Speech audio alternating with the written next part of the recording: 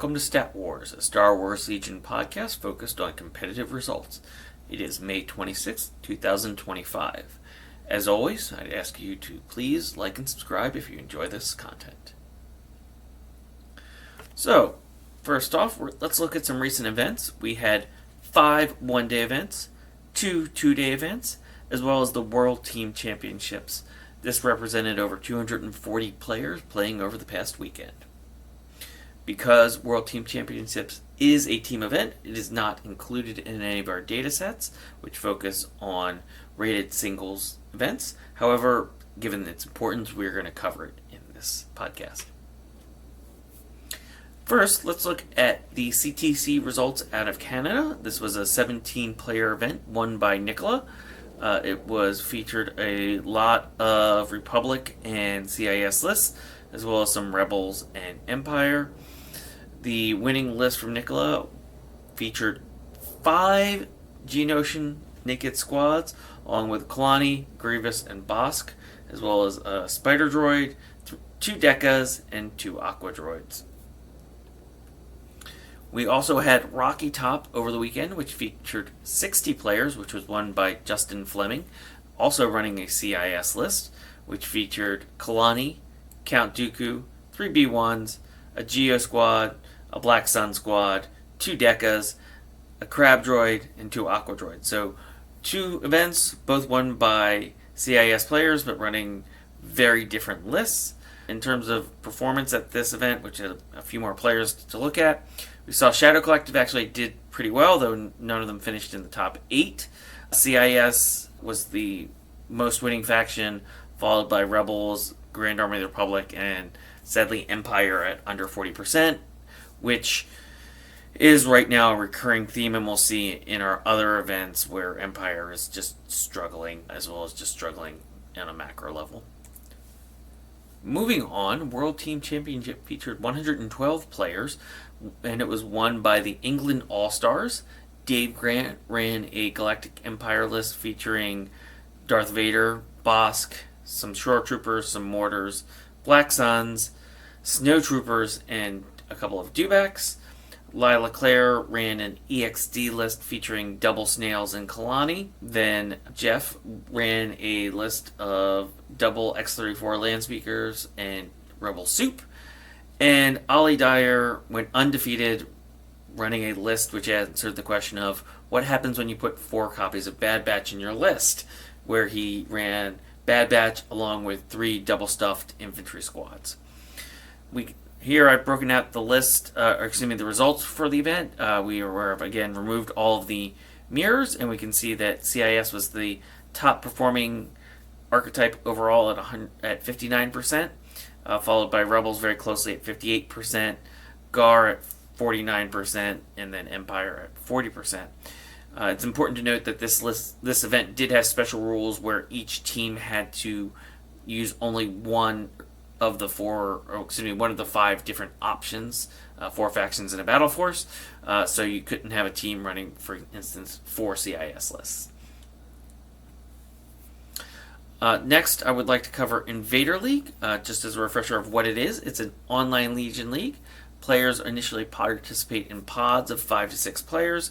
The top 2 players from each pod advance to an elimination round, and is generally considered to be a more competitive league, so it's a great canary in the coal mine. It also allows us to see some really fun international play once we get to the elimination rounds.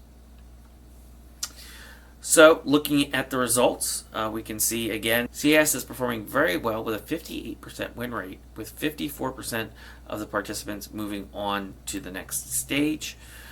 Rebels have a 55% win rate, with only 38% of their players moving on to the next stage. Empire is at a 48% win rate overall, with 38% players advancing. Grand Army of the Republic is at a 46% win rate, with 42% of the participants advancing. And then Shadow Collective is at a 25% win rate, but a third of the players are advancing. Important to note that the pods have uneven distributions of number of players for any given faction, as that was hidden data until the game started. So for example, there is a pod that has 5 Rebel players, which is why the win rates do not necessarily correlate with the percentage of players advancing. Moving on to a macro view, we can look at how the different factions are performing. We see CIS is winning about 59% of their games, followed by Rebels at 54%, Grand Army of the Republic at 48%, and Empire at 38%. I will note that there are some differences between the North America and European metas, with the North American meta tending to be a little bit more tighter win rates between the three different factions. If you're interested in looking at that data, it's available on the Legion Discord. Looking at faction popularity, we see that 3 of the factions are performing quite well. I will note that Empire is dropping, and I think that's as people move away from Empire and still want to stay in a red safe faction, they're moving over to Grand Army of the Republic. Now looking at our X and O, X and 1 percentage of players, we see, unsurprisingly, again, that CIS is the top performing, with about 28% of lists going at least X and 1, 3 and 1, 4 and 1, 3 and 0, etc. Rebels are at 23%. Grand Army of the Republic's actually seen a little bit of a rebound with a very strong performance over the weekend, moving all the way up to 17% of the player base, and Empire is struggling with only about 12% of players achieving those win metrics. Looking at the 5-0 or better finishes, we see that now CIS has 3 players that have gone 5-0 or better. Empire has 1. GAR also has 3, and Rebels have 1. So seemingly, when GAR does well, it does very well, but on a consistency basis, CIS outperforms.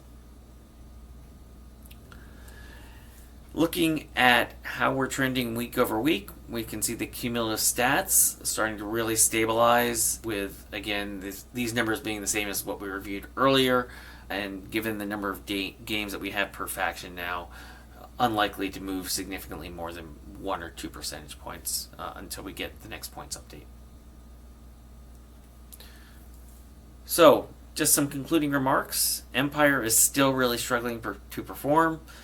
Don't really know what the fix is for that faction, unfortunately, but hopefully we see some type of adjustment for them in the not too distant future.